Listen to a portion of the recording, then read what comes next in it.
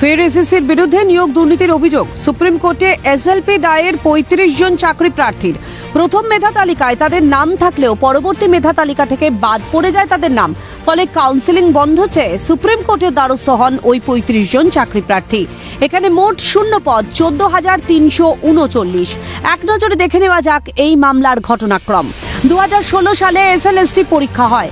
২০১৯ সালে অক্টোবর মাসে মেধা তালিকা প্রকাশ করে রাজ্যের স্কুল সার্ভিস কমিশন। সেই মেধা তালিকায় অসঙ্গতি।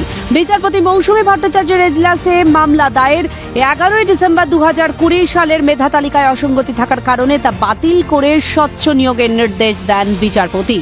রাজ্য স্কুল সার্ভিস কমিশন কলকাতা হাইকোর্টের এই নির্দেশকে অমান্য করে ইন্টারভিউ তালিকা প্রকাশ করে। সেখানে প্রথম মেধা তালিকায় যারা ছিল তাদের নাম বাদ দিয়ে অনেকের একাডেমিক নম্বর, টেটের নম্বর ও প্রশিক্ষণ প্রাপ্ত নয় তাদের নামও সেই নতুন তালিকায় দিয়ে দেয় বলে অভিযোগ ওঠে। ইন্টারভিউ তালিকায় অসঙ্গতির অভিযোগ চাকরি প্রার্থীদের। প্রথম প্রকাশ হওয়া মেধা তালিকাভুক্ত প্রার্থীরা বিচারপতি অভিজিৎ গঙ্গোপাধ্যায়ের এজলাসের দ্বারস্থ হন।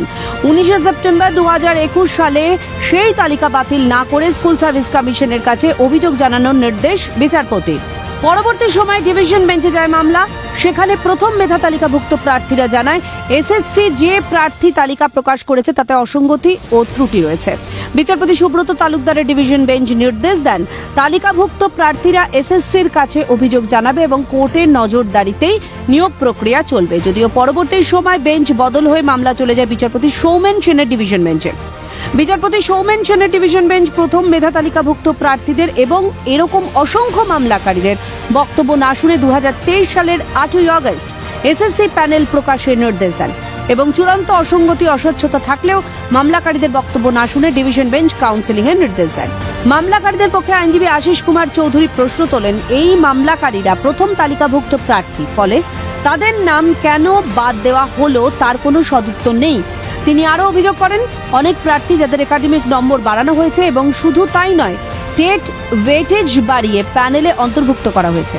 এসএসসি টেট নম্বরের আগে মূল্যায়নের ও পরে ওয়েমারের নম্বর প্রকাশ করতে ব্যর্থ হয়েছে। মামলাকারীদের নাম কেন বাদ পড়ল মেধা তালিকা থেকে তার সুস্পষ্ট কোনো ইঙ্গিত দেয়নি এসএসসি।